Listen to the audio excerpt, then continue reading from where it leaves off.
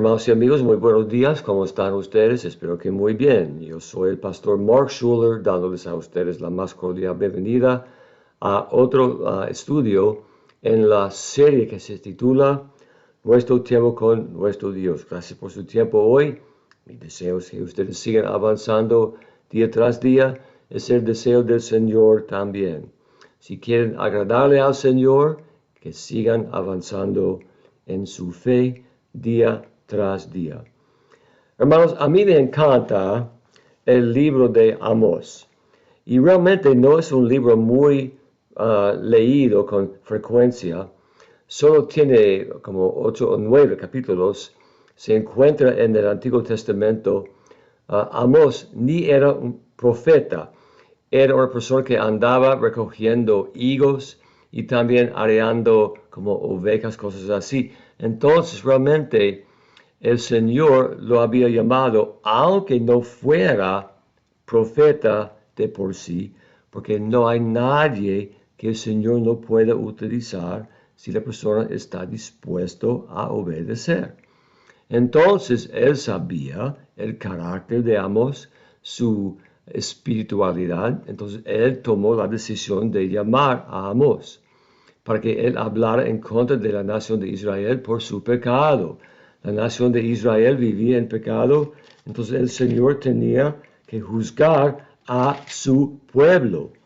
Cuando pensamos en los juicios del Señor, pensamos en desastres, en terremotos, en tormentas, en huracanes, cosas así. Pero el juicio que observamos aquí en Amós es un juicio bien, pero bien trágico. Yo les voy a leer 2 versículos en Amós capítulo 8. Al final del capítulo, versículos 11 y 12, les pido que ustedes me escuchen. Si ustedes realmente se concentran en el texto mientras yo les estoy leyendo el pasaje, ustedes van a entender los horrores de este juicio antes de que yo pueda explicarles a ustedes la lección que yo tengo preparada para ustedes hoy. Bueno, entonces Amós 9, el 11 y el 12, hablando del juicio que el Señor iba a desencadenar contra Israel por su desobediencia. ¿Listos?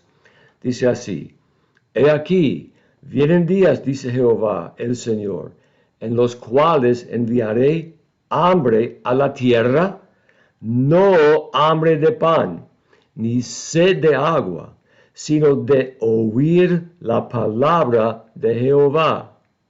Versículo 12. E irán errantes de mar a mar, desde el norte hasta el oriente, discurrirán buscando palabra de Jehová y no la hallarán. Entonces el Señor está diciendo, por su pecado ni les voy a dar mi palabra, que realmente es un juicio bien, pero bien horroroso, hermanos, porque sin la palabra no podemos tener éxito en la vida. No podemos evitar las consecuencias del pecado. No podemos evitar el resultado de nuestra rebeldía. Si nosotros no tenemos la palabra en nuestra vida, no vamos a poder vivir. Como no podemos vivir con el pan físico, no podemos vivir sin el pan espiritual. Entonces, cuando yo me fijo en este pasajito, eso me llena de tristeza cuando yo observo qué tan fuerte y duro era el juicio que el Señor iba a traer a la nación de Israel por su rebeldía. Realmente, hermanos, es interesante cuando pensamos en esto, porque hay cristianos que se contentan con vivir sin la palabra del Señor y como consecuencia no pueden tener éxito en su andar espiritual tampoco. Pero cuando el Señor retira su palabra de una sociedad, yo no puedo pensar en algo más horrible que eso, aparte de los juicios que el Señor va a iniciar después del rato durante la gran tribulación. Vivir privados de la palabra del Señor sería algo horrible, ¿verdad? La nación de Israel tenía a su disposición una relación muy especial con el Señor y solo tenían que obedecer la palabra. Pero como habían rechazado la palabra, el Señor tomó la decisión de retirarles la palabra para que ellos pudieran experimentar las consecuencias duras de su rebeldía.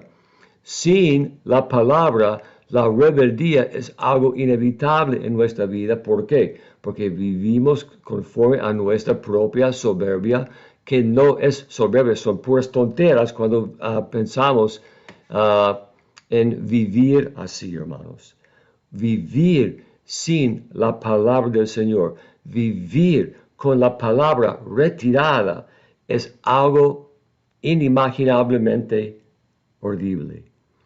El cristiano maduro, el cristiano espiritual, un cristiano consagrado, el cristiano comprometido con su relación con el Señor, a su relación con el Señor, no puede vivir sin la palabra de Dios.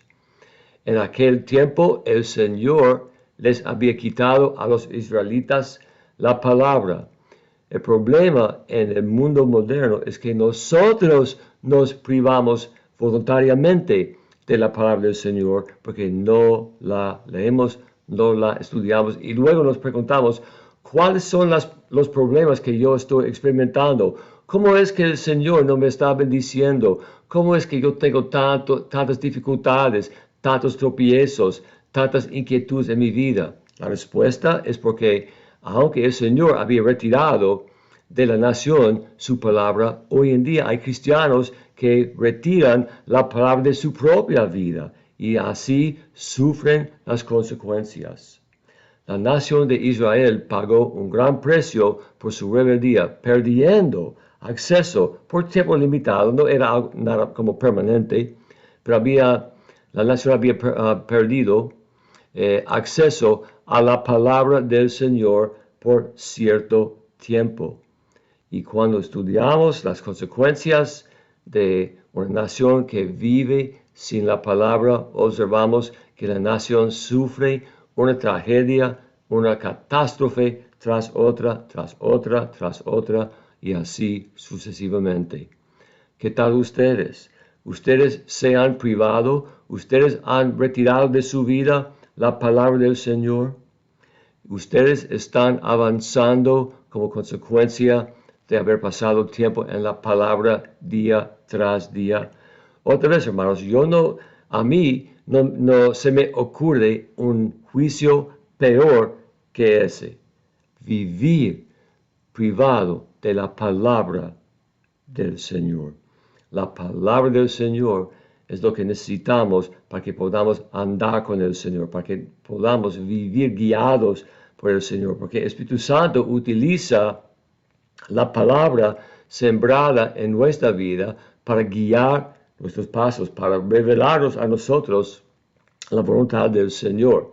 Entonces, no debemos dejar de apreciar las maravillas de la palabra del Señor. La nación de Israel, por su rebeldía, había perdido acceso a la mera palabra del Señor. Y yo les voy a decir que no hay nada más horrible que eso. Pero nosotros tenemos la ventaja, hermanos, de tener acceso a este libro. Es importante que lo leamos, que lo estudiemos, que lo aprendamos y que lo vivamos. Amén. No debemos seguir con el ejemplo de Israel, perdiendo acceso a la palabra. Recuerden, Israel perdió acceso a la palabra de manera involuntaria.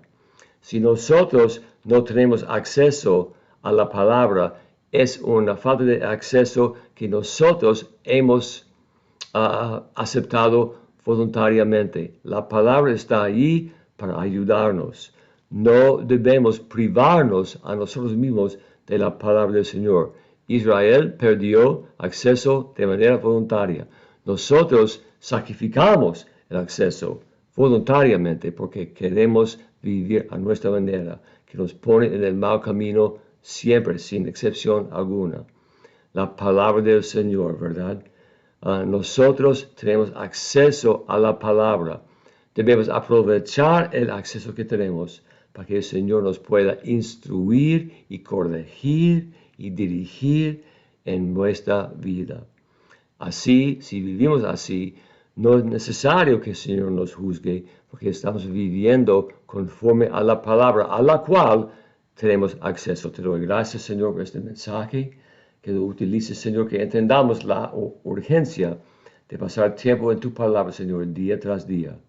Señor, gracias por no habernos privado de la palabra. Si hay una falta de la palabra en nuestra vida, es como consecuencia de una decisión necia que nosotros hemos tomado.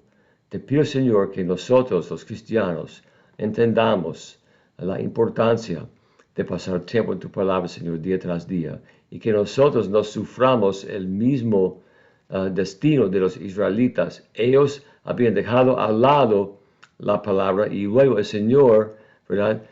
Se la quitó a la nación.